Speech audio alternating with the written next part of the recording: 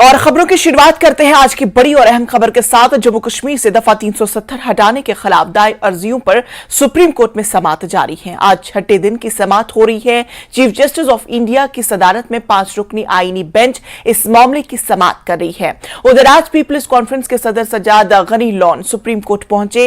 Rajiv Dhawan supreme court में Sajjad Gani loan की तरफ से बहस कर रहे हैं। सजाद लोन ने उम्मीद जाहिर की कि सुप्रीम कोर्ट आर्टिकल 370 को बहाल कर देगी। लोन ने सवाल किया कि क्या गवर्नर को एक करोड़ अवाम की तरफ से फैसला लेने का कोई हक था। जम्मू कश्मीर के साबिक वजीर आला और पीडीपी सदर महबूबा मुफ्ती 370 की समाअत में शिरकत के लिए सुप्रीम कोर्ट पहुंची। पीपल्स डेमोक्रेटिक पार्टी की जानिब से मुदाखलत की दरख्वास्त दायर की गई है। And we are all grateful to the esteemed lawyers who have given voice to the voiceless people of Jammu and Kashmir, who have been threatened into silence through the barrel of gun, through coercive measures like PSA, UAPA, NIA, ED, SIA, SUI, all draconian laws and weaponized agencies, जिससे जम्मू कश्मीर के लोगों को पिछले 4 साल से खामोश कराया जा रहा है। कोई वहां पर जिस तरह मैंने देखा आज सुप्रीम कोर्ट में जिस तरह 370 के ऊपर डिस्कशन और डेलिब्रेशंस हो रही हैं, आप जम्मू कश्मीर में एक आम जम्मू का, कश्मीर का, लद्दाख का बंदा इस पे बात नहीं कर सकता। अगर बात करेगा तो उसको जेल में डाल देते हैं। तो जो आज discussions and the debates that are the arguments that are going in the Supreme Court, that has exposed the ruling party BJP how they misuse their brute majority in the parliament to subvert the Indian constitution, thus desecrating the parliament which is known as the temple of democracy। यानी temple of democracy को भी इन्होंने एक हिसाब से अपवित्र कर दिया। अपनी ब्रूट मेजॉरिटी से एक ऐसा कानून लाया, एक ऐसे कॉन्स्टिट्यूशन को सबवर्ट किया जिस कॉन्स्टिट्यूशन ने जम्मू कश्मीर के लोगों को एक स्पेशल स्टेटस दिया था। आज उसको भी इन्होंने अपने जो वोट की खातिर बिना किसी मतलब के अनकॉन्स्टिट्यूशनली उसको खत्म कर दिया। टुडे आज हमारा special status is not on trial. Let me be very clear about it. It's the idea of India that JK Jammu Kashmir, the erstwhile Jammu Kashmir wedded itself to, even though being a Muslim majority, जिस idea of India के साथ हमने हाथ मिलाया है, आज उसका मुकदमा अंदर चल रहा है। आज हमारा मुकदमा अंदर नहीं चल रहा है। It's the constitution of this country जिसने हमें गारंटीज दी कि being a unique state, having a unique identity, जिन्होंने हमें इंश्योर किया they give them certain safeguards कि हमारी आइडेंटिटी जो है वो बरकरार रहेगी। That constitution of India is on. नहीं, आज हमारे वकील राजीव धवन साहब का आर्गुमेंट होगा, तो I am very hopeful and I have full faith in the judiciary and also in our lawyer. हमारा केस बहुत स्ट्रांग है। इंशाल्लाह पूरी उम्मीद है कि इंशाल्लाह न्याय यहाँ मिलेगा। अभी तक सर दलीलें हुई हैं, उसमें सेटिस्फेक्शन है या आगे और कुछ कहना चाहिए? ये तो ऑनगोइंग प्रोसेस है, अभी तो शुरुआत ही हुई है। या मतलब पिछले 2 हफ्ते से 3 हफ्ते से जो पुराने भी लॉयर्स हैं उनने बहुत ही जबरदस्त तरीके से केस को प्लीड किया हुआ है, तो आगे भी चलता रहेगा। आप देखेंगे आगे क्या होगा। जेएनके से पॉलिटिकल लीडर्स जो है सुनवाइयों पे यहाँ पर पहुंच रहे हैं, क्या कहना चाहिए? ये दिस शोज के how close it is to people's hearts. हम तो तभी आएंगे जब हमको मालूम होगा कि लोगों का सेंटिमेंट क्या है। हमने तो जाके कल लोगों में ही बैठना है। सो इसलिए हम तो इसीलिए आ रहे हैं बिकॉज हमें मालूम है कि जो मेजॉरिटी सेंटिमेंट जम्मू कश्मीर में है वो है कि एब्रोगेट नहीं होना चाहिए। बुनियादी बात क्या है जो आप लोगों को आपत्ति है जो पूरे प्रोसेस को लेकर? एक फेडरल स्ट्रक्चर है, एक फेडरल प्रॉमिस था। ये कोई टॉम डिक या हैरी ने नहीं किया था, ये तो हिंदुस्तान के पार्लियामेंट ने प्रॉमिस किया था। It's more about the sanctity of the promises made by parliament than about 370 than about J and K. Governor के द्वारा इस चीज को हटाया गया, क्या वो गलत था? क्या वो देखिए, ये एक चीज पूरे हिंदुस्तान में अब पूछी जाएगी कि क्या गवर्नर बड़ा है या स्टेट के लोग बड़े हैं। क्या गवर्नर के पास इतने ताकत हैं? वो भी उसी वोट से आया होता है, पार्लियामेंट के वोट से। क्या पार्लियामेंट का वोट इतना बड़ा है कि वो वहां गवर्नर भेजेंगे और लोगों को साइड पे रखकर, परे रखकर वो उनके बिहाफ पर साइन कर देंगे? दिस इज समथिंग जो कि हर स्टेट आज या कल पूछेगी ही पूछेगी। बीजेपी के तर्जुमान अल्ताफ ठाकुर ने कहा कि कश्मीर में अब आर्टिकल 370 से कोई जज्बाती ताल्लुक नहीं है। पीडीपी सदर महबूबा मुफ्ती के बयान पर रद्द-ए-अमल जाहिर करते हुए ठाकुर ने कहा कि लोगों ने यौम आजादी के मौके पर 15 अगस्त को साबित कर दिया है कि वो सिर्फ हिंदुस्तान के बारे में जज्बाती है। उन्होंने पीसी सदर सज्जाद लोन के बयान पर रद्द-ए-अमल जाहिर करते हुए कहा कि आईनी मैंडेट से बाहर कुछ नहीं किया गया।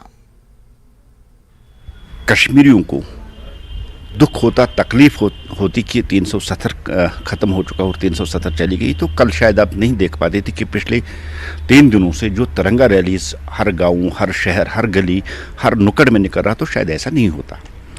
और सबसे बड़ी जो चेंज 370 ख़त्म होने के बाद यहाँ से आई है कि 370 ख़त्म होने से पहले जहाँ 14 अगस्त को यहाँ जश्न मनाया जाता था और पाकिस्तानी झंडे लहराए जाते थे, आज आपने देखा कि लाखों की तादाद में लोग निकले और उन्होंने 370 ख़त्म होने के बाद जो यहाँ विजिबल जो चेंज है कि तिरंगा लेके वो गली गली हर जगह निकले हैं और एक होड़ सी लगी हुई है कि लाल चौक में सबसे पहले तिरंगे के साथ सेल्फी कौन उठाएगा। अगर सच में कहीं नाराज़गी होती या कश्मीर की लोगों की सेंटिमेंट्स हर्ट हुए होते या कश्मीर के लोगों के जज्बात के साथ 370 होता, तो मुझे नहीं लगता कोई कल तिरंगा लेके निकलता और यहाँ भारत माता की जय कहता। और दूसरी बात, जब 370 ख़त्म हुआ तो यही कश्मीरी लोग एक भी बाहर नहीं निकला जिसने एक प्रोटेस्ट 370 ख़त्म होने पे किया है, कोई निकला ही नहीं है। मुफ्ती क्यों कह रही है? अब 2-3 जो फैमिलीज है जिन्होंने 370 पे यहाँ 70 साल तक यहाँ लोगों का इस्तेसाल किया है और 370 के नाम पे लोगों से वोट ली और 370 के बेस पे ही यहाँ गवर्नमेंट की, लेकिन 2019 के बाद जब लोगों ने 370 ख़त्म होने से पहले और 370 ख़त्म होने के बाद जो चेंज जम्मू कश्मीर में देखिए, खासकर मैं कश्मीर की बात करूं, यहाँ डेवलपमेंट हुई, यहाँ तरक्की हुई, यहाँ पीस है, प्रोग्रेस है, प्रॉस्पेरिटी है। और आज सुबह ही हमने देखा कि 370 ख़त्म होने के बाद जब पहली बार G20 की समिट यहाँ मुनक़द हुई और पीसफुली ही लोगों ने इसका वेलकम किया और उसका जो रिजल्ट निकला है कि 59% जो फॉरेन टूरिस्ट है वो कश्मीर आ गया है। ये एक चेंज है। जम्मू कश्मीर प्रदेश कांग्रेस के वर्किंग सदर रमन भल्ला ने सुप्रीम कोर्ट में आर्टिकल 370 पर समाअत पर पीडीपी सरबराह महबूबा मुफ्ती के इजहार ख्याल की तायीद की। भल्ला ने इल्जाम आयद किया कि बीजेपी मुफ्ती किरदार अदा कर रही है और इसने जम्मू कश्मीर के तमाम इदारों को तबाह कर दिया है। उन्होंने बगैर किसी ताखीर के जम्मू कश्मीर के लिए रियासत का दर्जा बहाल करने का मुतालबा किया। कांग्रेस लीडर रमन भल्ला ने महबूबा मुफ्ती के बयान की तायीद की। भारतीय न्यायपालिका पे पूरा भरोसा है, वो इंसाफ करेंगे। हाल में कई ऐसे फैसले जिस ढंग से राहुल जी की आवाज़ को दबाने का प्रयास किया और ऑनरेबल सुप्रीम कोर्ट ने एक इंसाफ दिया राहुल गांधी जी को और मनियार जो उनकी कॉन्स्टिट्यूंसी उनके लोगों के साथ इंसाफ दिला। और 370 ये क्योंकि चर्चा का विषय है, विचाराधीन सुप्रीम कोर्ट के अंदर, हमें पूरी उम्मीद है कि हमें पूरा इंसाफ यहाँ पे मिलेगा। क्योंकि जो जम्मू कश्मीर में राजनीति रोटियाँ सेकना चाहते थे, प्रॉक्सी गवर्नमेंट भाजपा चलाने चाहती थी, इस चीज़ के माध्यम से आज विचाराधीन सुप्रीम कोर्ट के अंतर्गत है।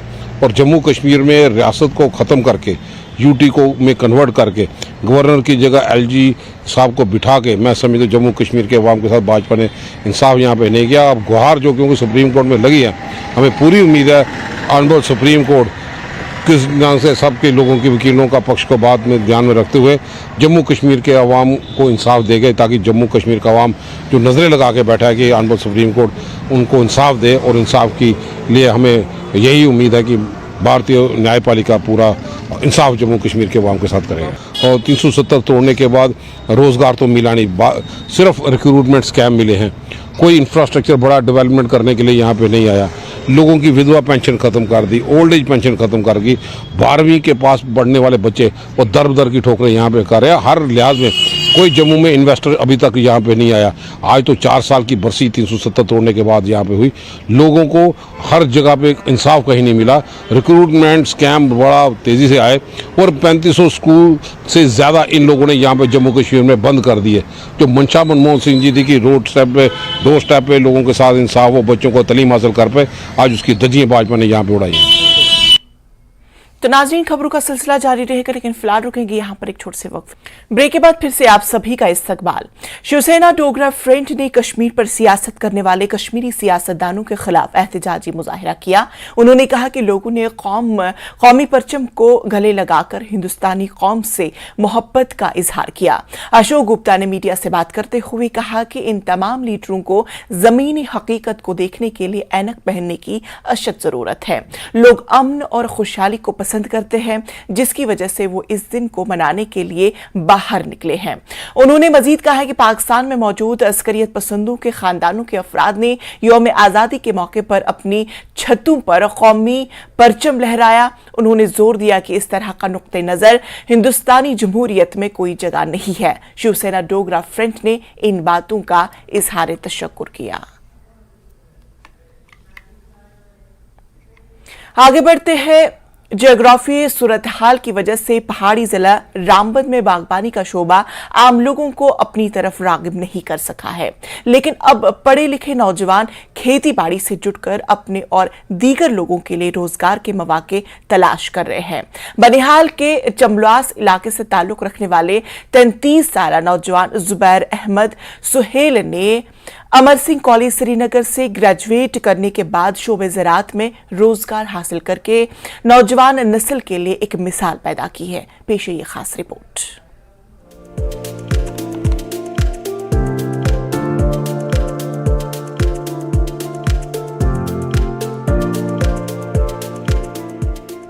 बनिहाल से 7 किलोमीटर दूर चमलवास की पहाड़ी जमीन में बागबानी के काम को मकामी लोग पहले दीवाने का ख्वाब करार दे रहे थे। पहाड़ी और ढलवान सतह पर वाक़ अपनी बंजर और मकई की रिवायती काश्त के बजाय जुबैर अहमद ने सेब, कीवी, नाशपाती, आलू बुखारा, अंगूर और आड़ू के अलावा सब्जियों की खेती शुरू की। अब मकामी लोग और रियासत जम्मू कश्मीर के कई नौजवान काश्तकारी के लिए जुबैर अहमद के साथ जुड़ रहे हैं और अपनी जमीनों में खेती बाड़ी को अपने लिए आमदनी का जरिया बना रहे हैं। जुबैर अहमद की दिन रात की मेहनत अब रंग ला रही है। 2019 के बाद जब मुझे रिजल्ट अच्छा लगा, मैंने कहा यहाँ पे टोपोग्राफी सूटेबल है, यहाँ का क्लाइमेट अच्छा है, तो 19 के बाद फिर मैं एज अ प्रोफेशनल इसमें अंदर आ गया। और 2019 के बाद मैंने वर्ल्ड की सबसे टॉप चीज़ें जो है तो वो यहाँ पे मैंने लगाई है। तो मैंने अपने आर्चर्ड में फिर कीवी को भी ऐड कर दिया। मैंने हजलनट, यहाँ पे चेस्टनट, ओलायो, फिग, बहुत सारी वैरायटियाँ, यहाँ से पियर की मैंने बहुत सारी वैरायटियाँ यहाँ पे ट्राई। बाहर यहाँ पे गार्लिक लगाया था, तो मुझे लगता है 50 से 60 केजी सिर्फ मैंने गार्लिक लाया था बाज़ार से, ट्रायल बेस पे मैंने लगाया था, लेकिन उसी का रिटर्न मुझे 8 क्विंटल आया। तो विंटर में मैं चले गया ये जो पीस जो मटर क्रॉप है उसकी तरफ चले गया। यहाँ पे भी एक रेवोल्यूशन की तरफ लोग जा रहे हैं और खासकर जो यूथ है वो बागबानी फार्मिंग की तरफ जुड़ रहा है। तो यहाँ का जो है डिलीशियस की सबसे टॉप जो वैरायटी इस वक्त पूरे वर्ल्ड में मानी जाती है वो Z1 की, वो मेरे पास है। तो उसके अलावा बहुत सारी वैरायटियाँ मेरे पास 01 जैसे मीमा मास्टर मैंने आपको दिखाया, SS2 है, रेड विलाकस है, गाला टिरेकस है, फेंजम गाला है, फेनपुलस गाला है, गाला शेनिको रेड है, डार्क बैरन गाला है, तो रेडलूम गाला है। जुबैर अहमद ने कई दरख्तों को लगाने के बाद 2 सालों से कीवी और लेवेंडर की काश्त भी शुरू की। जुबैर अहमद ने अपनी खेती बाड़ी में पोल्ट्री को भी जोड़ दिया है और कड़कनाथ नामी मुर्गे तैयार करके लोगों में फरोख्त किए जा रहे हैं। मजमूई तौर पर खेती बाड़ी से होने वाली आमदनी से जुबैर अहमद सुहेल काश्तकारी को मजीद बेहतर बनाने की कोशिश में लगे हैं। अगर मेरा बाप या मेरा दादा 10 कनाल में अगर वो मान के चलो 1 लाख रुपया कमाता था, लेकिन आज की टेक्नोलॉजी को यूज़ करके मैं उसी 10 कनाल में 10 लाख रुपया जो कमा सकता हूँ। असल में जा रही है, यहाँ से मैं लाखों रुपया कमाता हूँ। और बहुत सारे जो लोग हैं वो यहाँ पे काम भी करते हैं को लेकर, लेकिन मेरी टारगेट है कि मैं 20 से 25 लाख के बीच में मेरा सालाना टर्नओवर जो है अपनी लैंड में होना चाहिए। मेरे लिए एक नया कंसेप्ट था, तो इस पे मेरे साथ बहुत सारे जो यूथ है वो पोल्ट्री को लेकर जुड़ गया।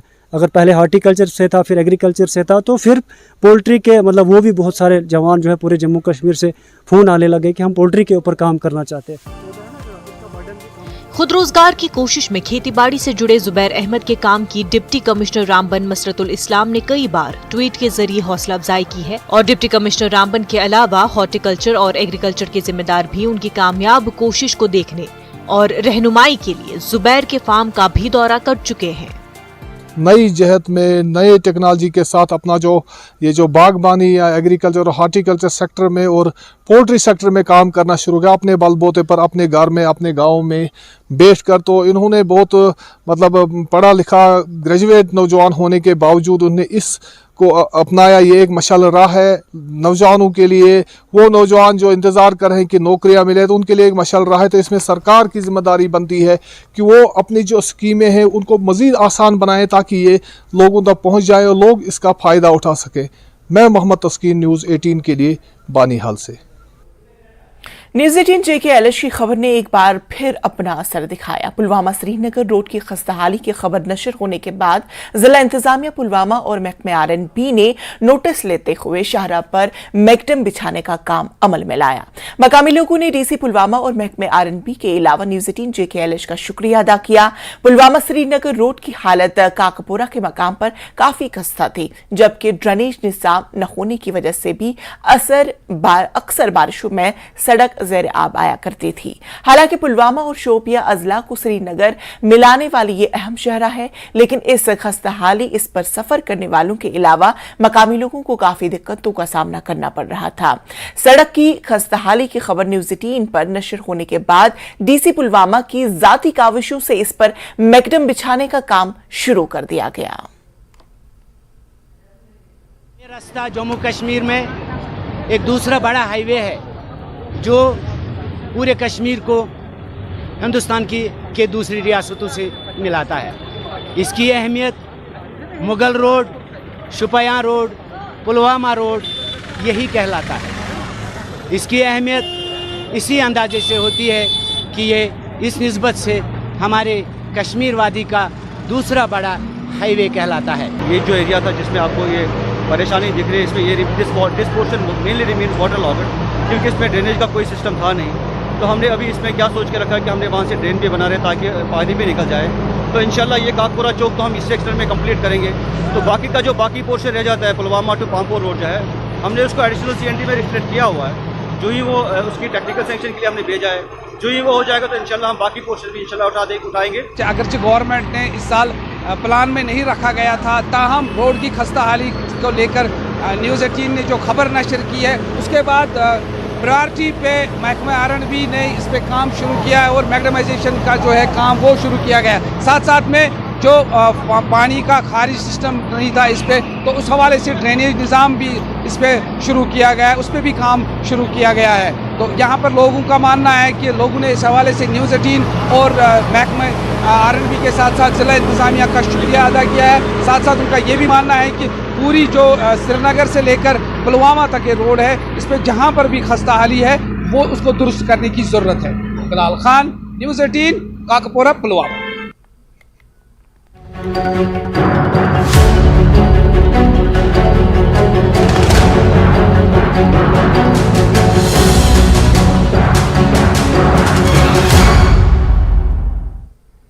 करगिल के आंगनवाड़ी मराकज़ ने पूरे जिले करगिल में यौम आज़ादी काफी जोशो खरोश के साथ मनाया। मुल्क के दीगर हिस्सों की तरह ही जिला करगिल में भी प्रोजेक्ट के मुख्तलिफ आंगनवाड़ी मराकज़ में यौम आज़ादी मनाई गई। इन तकारीब में आंगनवाड़ी मराकज़ के इस्तिफादा गुंदान ने पूरे जोशो खरोश के साथ जश्न आज़ादी मनाई। शेर Kashmir university of agricultural sciences and technology के कॉलेज ऑफ टेम्परेट सेरिकल्चर मिरकुंड में सेरिकल्चर और रोजगार के मौजू पर 3 रोजा ट्रेनिंग प्रोग्राम का आगाज हुआ। इस प्रोग्राम का इनकाद division of sericulture crop improvement college of temperate ने किया। Centre sericulture research and training institute Pampore के डायरेक्टर डॉक्टर नरेंद्र कुमार भाटिया मेहमान खुसूसी के तौर पर मौजूद रहे। इस मौके पर कॉलेज ऑफ टेम्परेट के associate dean professor Mohammad Bakkal, sericulture cocoon crop के head professor Ziaul Haq, professor Irfan और दूसरे साइंसदान मौजूद रहे। तालिब इल्मों की एक बड़ी तादाद भी इस प्रोग्राम में शरीक रही। इस मौके पर डॉक्टर नरेंद्र कुमार भाटिया ने अपना तहकीकी लेक्चर भी दिया, जिसमें उन्होंने सेरिकल्चर के मैदान में नौजवानों के लिए रोजगार के मौके पर गुफ्तगू की। इस 3 रोजा ट्रेनिंग प्रोग्राम में सरकर्दा साइंसदान शिरकत कर रहे हैं।